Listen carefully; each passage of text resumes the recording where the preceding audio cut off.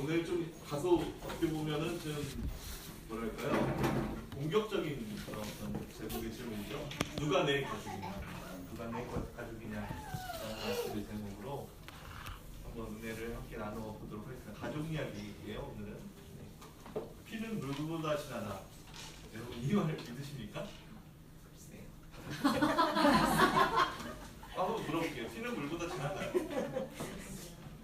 어떻게 보면 그런 것도 같고, 그렇죠? 그런 것도 같고, 그렇지 않은 것도 같고. 근데 문제는 이 혈연으로 형성된 이 가족 공동체의 중요성을 강조한 말인 거는 이해하겠어요, 그렇죠? 피는 물보다 진하다. 근데 조금 생각해 보면 분명한 거는 이 피로 맺은 언약이 영원하냐? 영원하지는 않죠, 그렇죠? 제 아무리 피를 나는 가족이라도 유효 기간은 우리가 이제 살아가는 순간까지예요. 그렇죠? 죽음을 넘어서 돌아가지는 못하다. 그거는 분명한 진리인 것 같아요. 또 하나, 이 요즘에는 이 가족 관계가 아주 쉽게 깨져 버린 어떤 그런 시대를 우리가 살아가고 있어요. 그렇죠? 그래서 싱글족들도 굉장히 많이 늘고 있고 가족에 대한 어떤 의미나 해석들을 새롭게 하는 혼술, 혼밥 뭐 이런 얘기도 되게 많죠. 어저께는 TV 보는데 어디서 보니까 혼차도 나오고 혼자 이렇게 삼청동 가면 있더라고요. 그 뭐예요? 그죠? 따뜻하게 발 담그고 조격하면서 혼차 한잔 한다. 근데 그게 길에서 그래요. 그래갖고 한번 가보고 싶다는 생각이 들다가 그냥 바로 마음을 접었습니다. 오늘은 예수님의 가족 얘기를 좀 해볼게요. 여러분 예수님의 가족에 대해서 여러분 얼마큼 알고 계세요? 예수님 가족이 있습니까 없습니까? 있었어요. 있죠. 근데 여기서 이제 제가 맨날 몇녀의 몇째냐 이거 물어보면 이제 우리가 상하는 거죠, 그렇죠? 딱 찍어가지고 우리가 마가복음 사실 뒤에 읽다 보면 나와요. 6장 3절에 보면 우리 예수님의 형제가 있어요. 예수님이 이제 맞으죠? 맞은 건 다 아시죠? 네. 예수님 저는 누가 나올 수가 없는 거잖아요, 그렇죠? 네, 예수님 맞습니다. 그리고 야고보, 요셉, 그리고 유다, 시몬 이렇게 사형제예요. 몇 형제? 적어도 우리 청장년 정도 되면 예수님이 몇남 몇녀의 몇째 뭐 이 정도는 알면 좋겠죠, 그렇죠? 그리고 누이들이라고 표현됐어요. 그러면 들이라면 몇 명이죠? 2명인데 옛날에는 여성은 사람으로 카운팅이 됐습니까? 안 됐습니까? 안 됐죠. 그러니까 2명 이상. 그러니까 최하 5남 2녀의 첫째다라고 여러분 생각하시면 될 것 같아요. 거기다 이제 마리아라는 좋은 어머니와 요셉이라는 아버지를 두고 있었죠. 오늘 읽은 본문 한번 좀 들어가 볼게요. 근데 예수님을 찾아서 31절에 보니까 때에 예수님의 모친과 동생들이 왔다고 했는데 왜 못 들어오고 있었죠, 여러분? 31절을 보니까 32절 그 의미가 나옵니다. 왜 그렇죠? 32절 보면 시작. 무리가 예수를 둘러앉았다가 네, 뭐가 둘러싸고 있어요? 무리가. 네, 무리가 둘러싸고 있었어요. 근데 우리는 또 마가복음 계속 같이 공부해 왔잖아요, 그렇죠? 보면은 늘 예수님은 누구 가운데 있었죠? 무리나 군중 가운데 예수님께서는 늘 계셨죠. 평행 구절을 보면 더 자세하게. 평행 본문이라는 건 뭐냐면 마태, 마가, 누가 중에서 서로가 서로에게 상호 보완적인 이야기들을 해주는 경우가 많아요. 같은 시간 사건을 가지고 거기에 대해서 어딘가가 결핍이 있는 거를 갖다가 똑같이 좀 채워주는 부분이 있는데 누가복음 8장 19절이 평행 본문이에요. 보면 제가 읽어드릴게요. 예수의 모친과 그 동생들이 왔으나 무리를 인하여 가까이 하지 못하였다라고 기록되어 있어요. 무리를 인하여 가까이 하지 못했다는 거죠. 그렇습니다. 예수님의 주변에는 예수님의 가족들조차 가까이 할 수 없을 정도로 수많은 사람들이 항상 지금 따라다니고 있었어요. 그래서 오늘 읽지는 않았지만 3장 20절에 보면 예수님께서 심지어는 몰려드는 무리로 인해서 모두 못하셨다고 표현되냐면 식사도 못하셨다고 표현돼요. 여기 지금 이제 우리가 상상력을 한번 좀 더해봅시다. 그래서 어머니의 심정으로 한번 이 상황을 여러분 우리 엄마들 한번 들여다보세요. 내 가장 귀한 첫째 아들이 제때 밥도 못 먹고 수많은 사람들한테 둘러싸여서 하루 종일 일만 하고 있어요. 계속 말해야 돼요. 그런 아들을 바라보는 엄마의 심정이 어떻겠습니까? 당연히 버선발로 뛰어오지 않았을까요? 그렇죠? 해서 지금 예수님의 모친도 다른 자녀들을 대동하고 아들 예수님을 찾아오는 중이었어요. 그런데 와서 보니까 사람들이 너무 많았고 아들이 있는 안까지 들어갈 수 없었습니다. 그래서 하는 수 없이 다른 사람들에게 부탁했어요. 여보시오, 어서 여기 어미가 왔다고 좀 전해주십시오. 잠깐 이쪽으로 나와서 어미 얼굴 좀 보고 들어가라고 좀 전해주시겠어? 이렇게 질문한 거예요. 그런데 32절 말씀 보니까 부탁을 받은 사람도 직접 예수님께 들어가지 못했어요. 해서 예수님 가장 가까이 앉아있는 우리에게 또 전달해달라고 말합니다. 그러니까 이게 아수라장인 거예요. 그래서 들어가고 싶어도 예수님을 만날래야 만날 수가 없는 그런 상황이었던 거죠. 자, 근데 32절 한번 읽어보겠습니다. 시작. 우리가 예수를 불러 앉았다가 여짜오되 보소서 당신의 어머니와 동생들과 누이들이 밖에서 찾나이다. 아멘. 이제 우리 예수님이 그 소식을 듣고 맨발로 뛰어나가서 어머니 품에 안기면은 이제 아름다운 이야기가 딱 완성이 되는 거죠. 그런데 예수님의 반응이 어떻습니까? 전혀 우리가 예상했던 예상과는 딴판이었어요.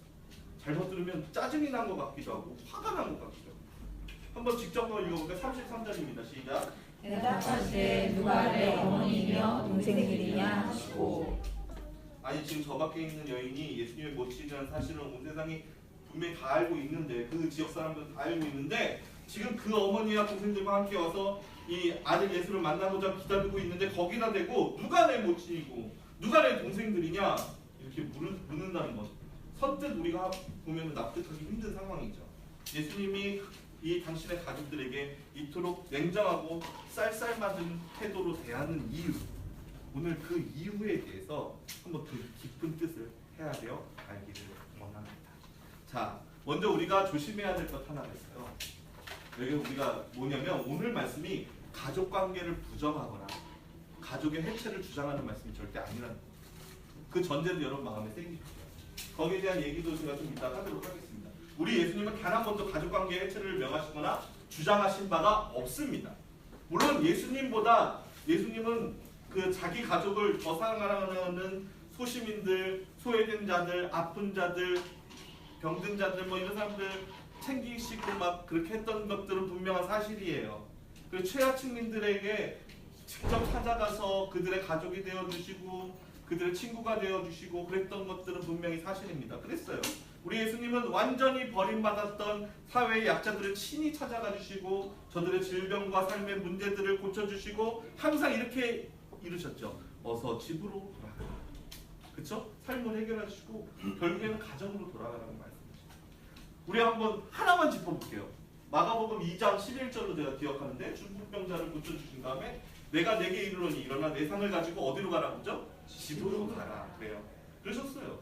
우리 예수님은 병을 고쳐주시고 나를 따라오라고 안 하고요, 집으로 돌아가라고 얘기하셨어요. 어서 집으로 돌아가라. 가족은 중요한 단위입니다. 근데 여러분, 그때 당시에 고르반이라는 제도 아세요? 고르반.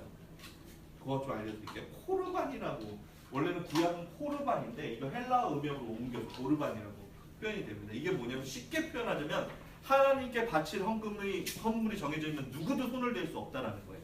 근데 이 개념을 갖다가 이 자기 본위로 해서 뭐냐면, 부모가 있는 자녀들이 자신의 재산을 가지고 부모를 섬기기가 싫은 거예요.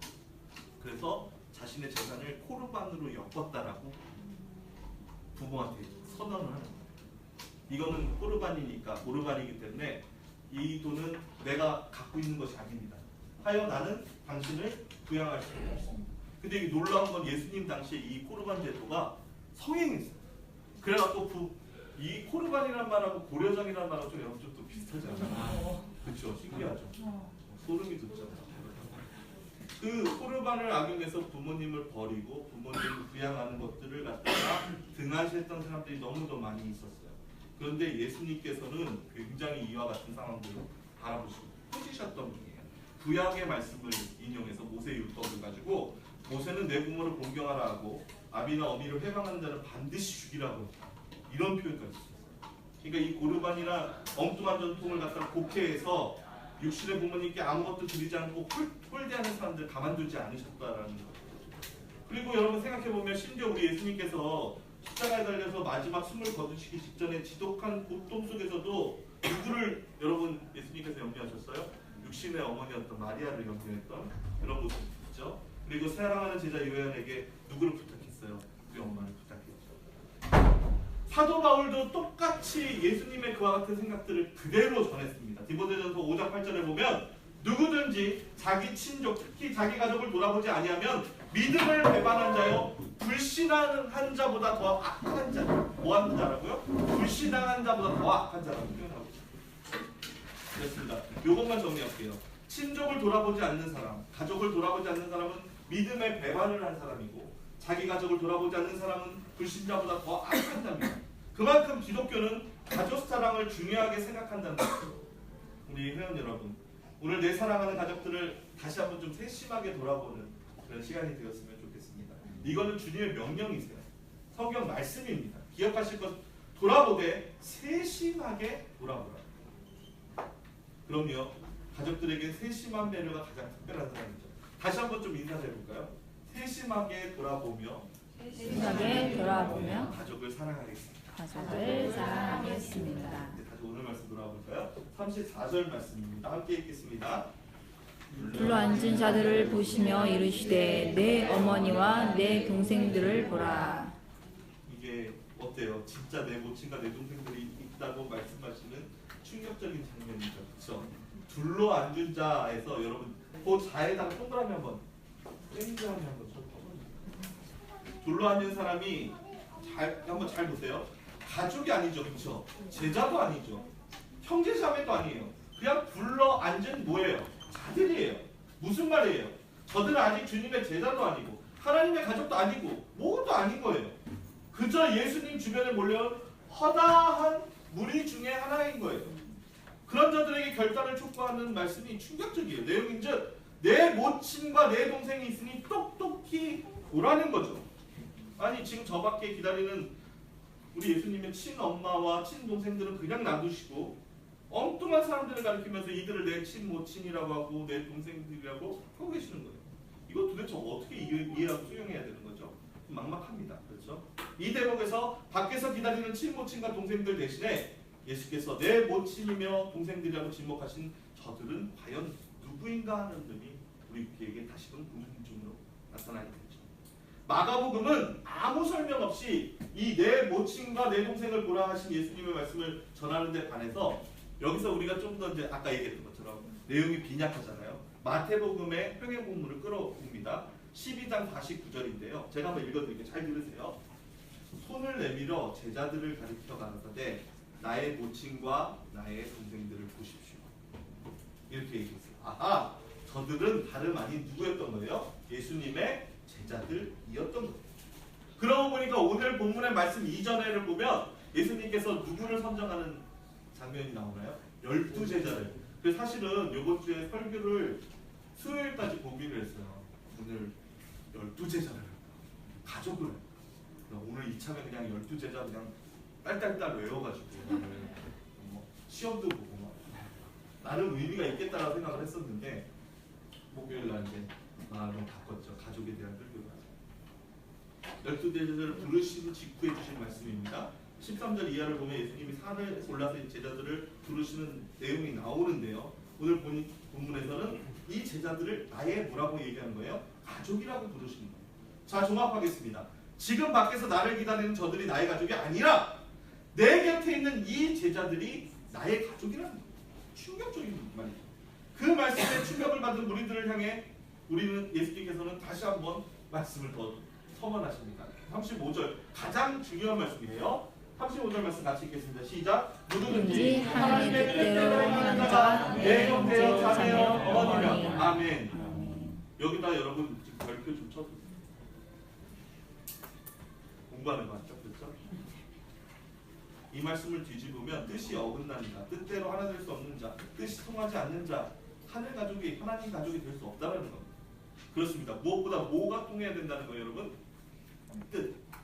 오늘 이 뜻만 알면 돼요. 그렇죠? 그런 분이 피보다 더 진한 게 있는 거예요. 뭐예요? 하늘의 뜻, 하나님의 뜻. 뜻이 통해야 뭐다? 하늘 가족.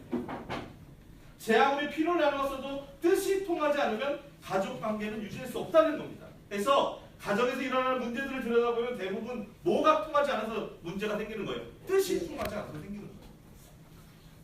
저는 우리 청장님이나 여러분들의 가정이 뜻이 통하는 행복한 가정이 되기를 주님의 이름으로 출발합니다. 아멘. 부모와 자식 사이에, 남편과 아내 사이에, 형제와 자매 사이에, 그리고 모든 친족들 사이에 뜻이 통하는 가족, 막힘이 없는 가족, 해서 늘 형통하고 승리하는 그 천국의 가족들이 다 되시기를 축원합니다.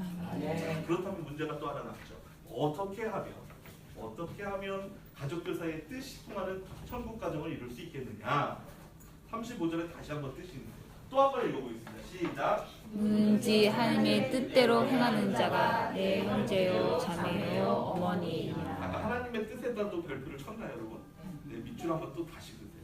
정말입니다. 이 되게 중요해요. 나의 인간적인 뜻만 주장해서는 온 가족이 하나 되기가 어렵다는 거예요. 내 뜻과 상대방의 뜻이 충돌할 수도 있는 거죠. 이게 뭐라고 그래요? 서로 고집 부린다는 건 아니겠어요? 고집은 불통으로 이어져요. 통하지 않으니 답답하죠. 답답하니까 집안에 있지 않고 밖으로 놔두는 거.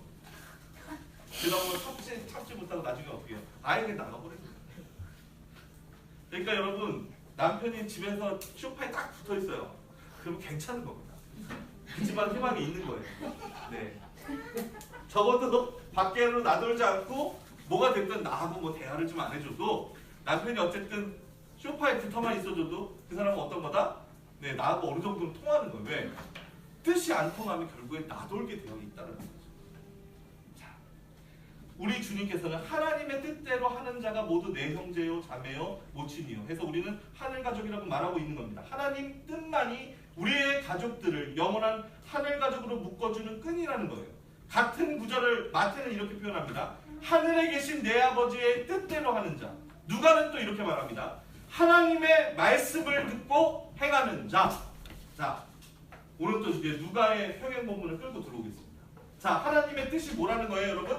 하나님의 말씀을 듣고 행하는 자. 그러면 하늘에 계신 하나님 아버지를 부르는 우리이기 때문에 우리는 하늘 가족인 게 맞아요.